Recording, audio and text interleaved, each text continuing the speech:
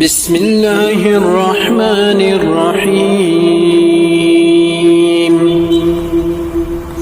تبارك الذي بيده الملك وهو على كل شيء قدير الذي خلق الموت والحياة ليبلوكم أيكم أحسن عملا وهو العزيز الغفور الذي خلق 7 سماوات طباقا ما ترى في خلق الرحمن من تفاوت فارجع البصر هل ترى من فطور ثم ارجع البصر كرتين ينقلب إليك البصر خاسئا وهو حسير ولقد زينا السماء الدنيا بمصابيح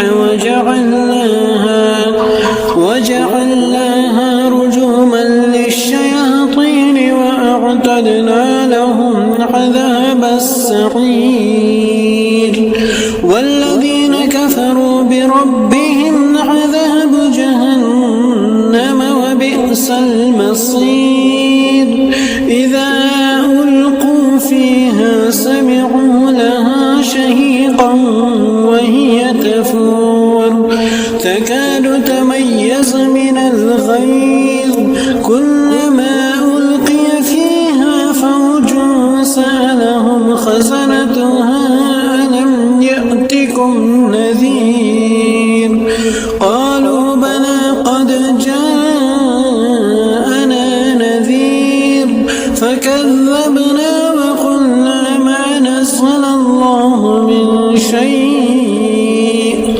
إن أنتم إلا في ضلال كبير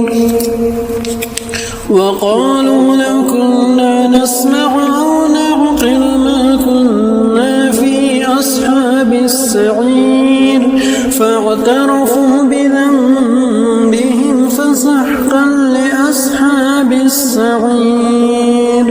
إن الذين يخشون ربهم بالغيب لهم مغفرة وأجر كبير وأسروا قولكم أو اجهروا به إنه عليم بذات الصدور ألا يعلم من خلق وهو اللطيف الخبير هو الذي جعل لكم الأرض ذلولا فامشوا في مناكبها وكلوا من رزقه وإليه النشور أأمنتم من في السماء أن يخسف بكم الأرض فإذا هي تمور أم أمنتم من في السماء أن يرسل عليكم حاصبا فستعلمون كيف نذير ولقد كذب الذين من قبلهم فكيف كان نكير أولم يروا إلى الطير فوقهم الصافات ويقبضن أولم يروا إلى الطير فوقهم الصافات ويقبضن ما يمسكهن إلا الرحمن إنه بكل شيء بصير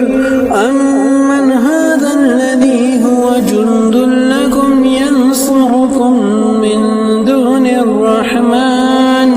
إن الكافرون إلا في غرور أمن هذا الذي يرزقكم إن أمسك رزقه بل لجوا في عتو ونفور أفمن يمشي مكبا على وجهه أهدى أمن يمشي سويا على صراط مستقيم. قل هو الذي أنشأكم وجعل لكم السمع والأبصار والأفئدة قليلا ما تشكرون. قل هو الذي ذرأكم في الأرض وإليه تحشرون. ويقولون متى هذا الوعد إن كنتم صادقين. قل إنما العلم عند الله وإنما أنا نذير مبين. فلما رأوه زلفة سيئت وجوه الذين كفروا وقيل هذا الذي كنتم به تدعون. قل أرأيتم إن أهلكني الله ومن معي أو رحمنا فمن يجير الكافرين من عذاب أليم. قل هو الرحمن آمنا به وعليه توكلنا فستعلمون من هو